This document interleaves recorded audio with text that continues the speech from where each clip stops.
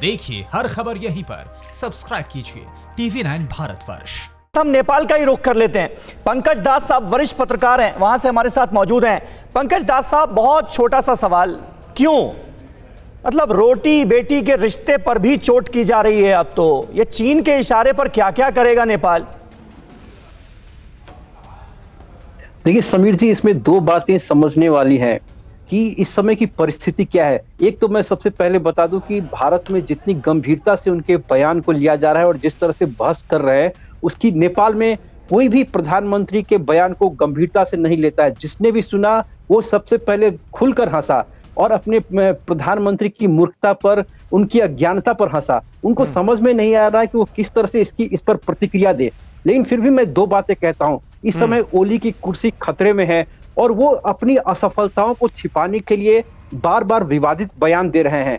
कोई उनसे यह सवाल नहीं पूछे कि कोरोना महामारी में किस तरह से सरकार असफल हुई। कोई उनसे यह नहीं पूछे कि बाढ़ के कारण जो सैकड़ों लोगों की जानें जा चुकी है, पिछले 2 दिनों में हजारों लोग बेघर हो गए हैं, उनके लिए सरकार क्या कर रही है। कोई उनसे यह नहीं पूछे कि 250 रुपए किलो चावल खरीद कर लोग यहाँ पर नेपाल के पहाड़ों में लोग खा रहे हैं, वो भी नहीं मिल रहा है, दवाइयों का अभाव है। तो इन सब से ध्यान भटकाने के लिए प्रधानमंत्री एक सोच समझकर इस तरह का बयान देते हैं।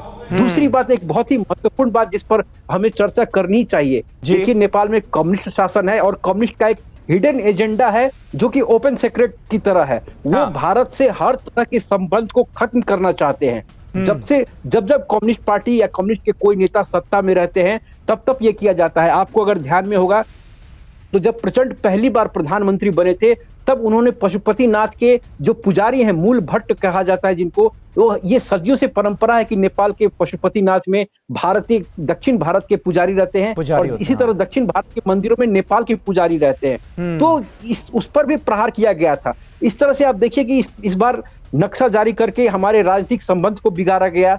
उसके बाद बार बार विवादित बयान देकर कूटनीतिक संबंध खराब किया गया। विवादित नागरिकता का बिल लाकर हमारे जो नेपाल और भारत के बीच में जो पारिवारिक रिश्ते हैं उसको खत्म करने का प्रयास किया गया है। और अब ये अयोध्या और श्री राम की बातें निकालकर प्रधानमंत्री ने कहीं ना कहीं जो नेपाल और भारत के, ठीक है पंकज दास जी, बिल्कुल आप हमारे साथ बने रहे, बहुत वाजिब बात आपने कही। फिक्र आपकी, सोमवार से शुक्रवार रात 9 बजे सिर्फ TV9 भारतवर्ष पर।